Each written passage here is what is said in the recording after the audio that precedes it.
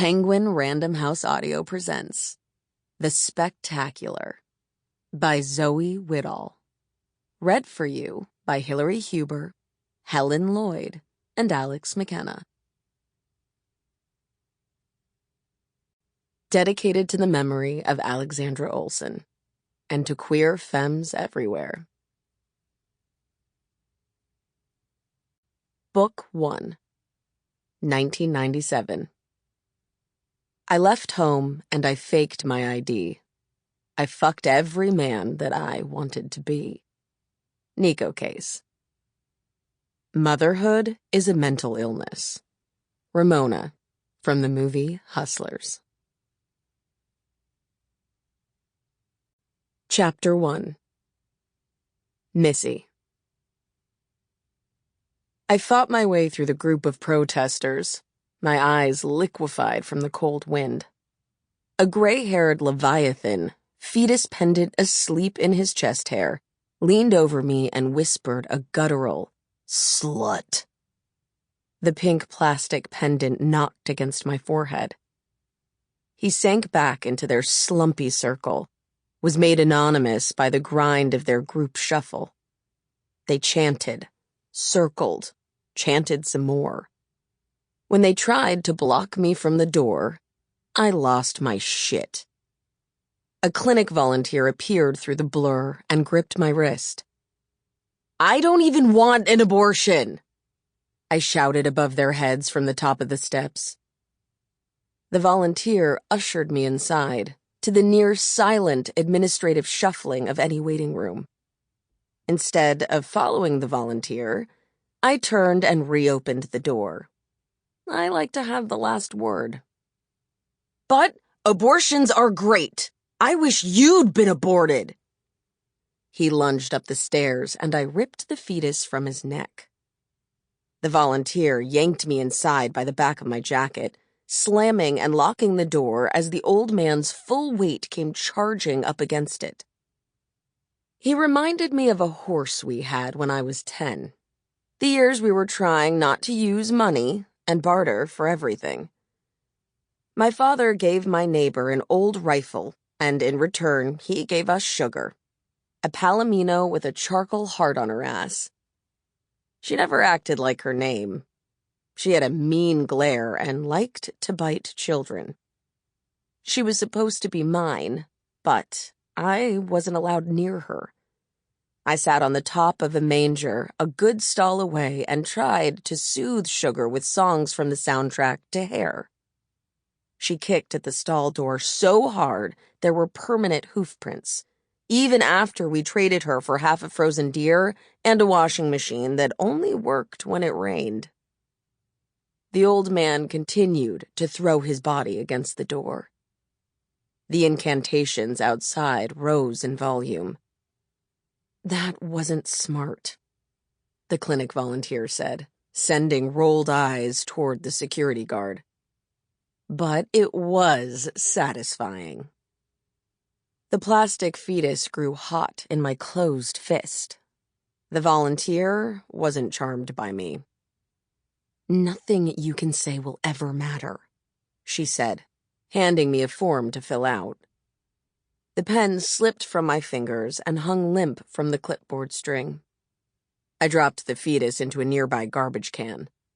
It stuck to a clump of gum. Name: Melissa Wood. Age: 21. But soon I would be Missy Alamo, all spring and summer. My fingers were solid calluses from all the rehearsals. I returned the clipboard to the receptionist. 20 minutes later, I sat in a ripped pleather chair across from a doctor with a salt and pepper crew cut. She seemed amused by me. "What can I do for you?" "I would like my tubes tied," I explained, as though ordering something off a menu. When I said the word tubes, I imagined the black rubber inner tubes inside my bicycle tires. The doctor had feminist watercolors on the wall, all vagina flowers and wispy goddesses. I'd dress like Julia Roberts in Pretty Woman. My skirt was so short, I was sure she could glimpse my cervix with a quick pointed down gaze. Well, I do not get that request, very often, from someone your age. I explained my dilemma. She actually listened to me, which I wasn't expecting. I don't want to sound condescending, but you're just too young. You may regret it. Well, you do sound condescending, I said. Staring contest. Beat. Beat. I won. She shuffled papers and looked up at the clock. Look, I respect your autonomy and your considerable confidence on this issue, but I don't want to be responsible for the implications of this choice when you're older. She didn't want to be responsible for future me being upset, which seemed ridiculous. Current me is very upset. Future me doesn't exist yet. She could be hit by a car. I'm going to regret a lot of things, I said. You can't know. What I do know is I don't want to try to get an abortion in Kansas while my bandmates are partying. It's your feminist duty. I pointed out her "Your body is a battleground" postcard. Come on. I can adopt if I regret it. Biology doesn't matter. She exhaled upward, stared above my head at the ceiling fan. It clicked in 3/4 time. Even if I refer you, the doctor won't do it, she said. I'm sorry. This province wants you to have lots of babies. That's the way it is. Isn't this the same country that sterilized poor women of color in jail? I'd read that in a women's history course at McGill before I deferred my studies so I could go on tour. She frowned. We don't do that anymore, she said, shuffling papers on her desk again and looking like she wished she'd chosen any other profession. Do you know how hard it is to get sterilized when you're young and conventionally pretty from some angles? When you appear to be middle class, even though you've only got $17 in your savings account. And when all the doctors think you're misguided, because eventually you'll want to blossom, ripen, and suckle. The doctor continued to stare at me, unmoving. This time I broke her gaze first. I hate losing. I had already tried several clinics. The male doctors were the worst because you look like the girls they jerk off to. And if they really thought you didn't want their jizz stuck up inside you, they'd have no reason to go on. They'd shrivel up and die, self-immolate from the existential crisis. I knew the limitations of my body and my mind, but no doctor would help me nip my problem in the bud, so to speak. We were about to be on the road for months.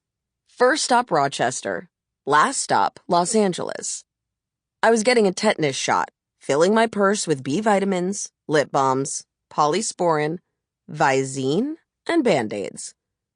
It seemed prudent, really, to fix a crucial design flaw in my body, that there was no opting in or out of its most perilous action, and one I knew I'd never desire.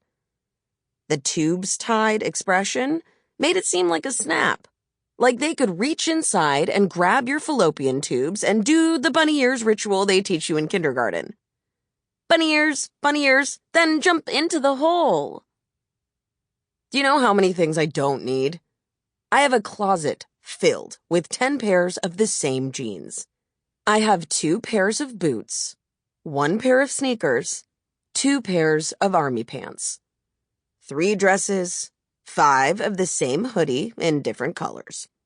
That's all I really need to be a body in the world right now. I don't need my own eggs, or the useless hollow space designed to house an invader. Besides, I was busy. I rehearsed every day. I worked my last Sample complete. Ready to continue?